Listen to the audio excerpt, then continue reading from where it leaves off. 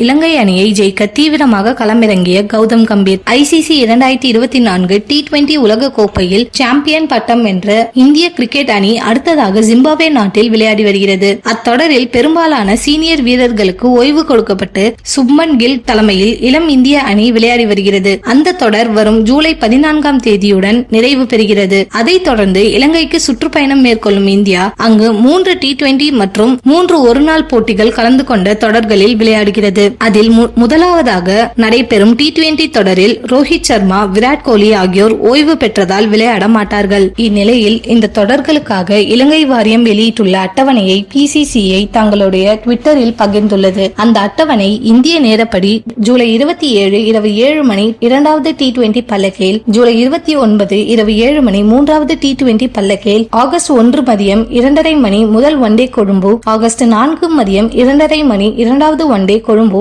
August 7 மதியம் 2:30 மணி 3வது one day Colombo. இந்த தொடரில் இருந்துதான் புதிய பயிற்சியாளராக அறிவிக்கப்பட்டுள்ள கௌதம் கம்பீர் இந்திய அணியுடன் இணைந்து செயல்பட உள்ளார். இந்த தொடரை கைப்பற்ற தீவிரமாக செயல்பட இருக்கிறாராம். அந்த சூழ்நிலையில் 2023 ஆசிய கோப்பை பைனலில் இலங்கையை அதனுடைய சொந்த மண்ணில் 50 ரன்களுக்கு ஆல் அவுட் ஆக்கி இந்தியா வென்றது. எனவே இம்முறையும் இலங்கையை தோற்கடித்து இந்த 2 தொடர்களிலும் இந்தியா வெல்லும் என ரசிகர்கள் நம்புகின்றனர்.